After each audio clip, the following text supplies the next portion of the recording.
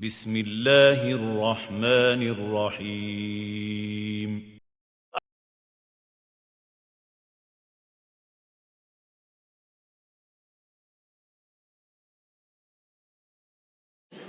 بہت بہت شکریہ آپ سب حضرات کا. تو میں اپنی صدر صاحبہ کی اجازت سے اس نشست کا باقاعدہ اعلان کرنا چاہوں گی.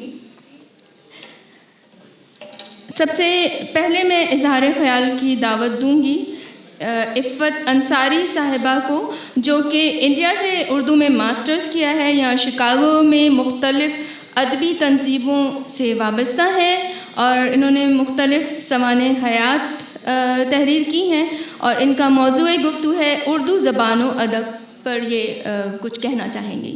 بہت شکریہ عفت انصاری صاحبہ. سب سے پہلے شکریہ اپنے اس رب العزت کا جس نے مجھے اس مجلس میں آنے کی ہدایت دی، اور اپنی بہن شگفتہ حسین صاحبہ جن سے میری ملاقات 2 ویک پہلے ہوئی اور یہاں آنے کا ایک اور ذریعہ بنا. اپنے بھائی مسرور صاحب جنہوں نے بھی مجھے یہاں پر آنے کی گنجائش کرنے کی سہولت نکالی.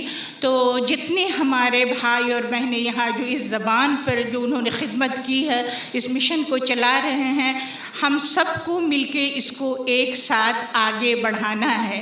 کسی نے خوب کہا ہے کہ اردو وہ زبان ہے جو تہذیب کا چشمہ ہے، انسان وہ مہذب ہے جس کو یہ زبان آئے.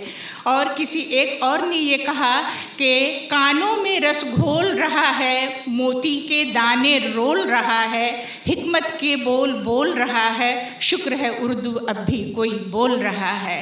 یہ زبان جو برج بھاشا، ہندوی، آروائی، کھڑی بولی سے ہوتے ہوئے گزرتے ہوئے آج ریختہ اردو زبان بنی، ہمارے وجود میں آئی اور چاروں طرف یہ نمایاں ہے.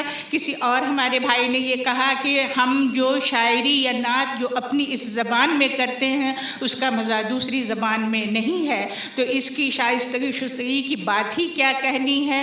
ہم اس کو یہ بیان سے باہر ہے. اللہ تعالیٰ سے یہ دعا ہے ہم سب جو اس مشن میں لگے ہوئے ہیں یہ ہر دن آگے بڑھتا رہے، اور اس کو ہم اپنے دل و جان سے اس کی خدمت کر کے اس کے باغیچے کو ہمیشہ ہرا بھرا اور سبزوار دیکھنا چاہتی ہوں.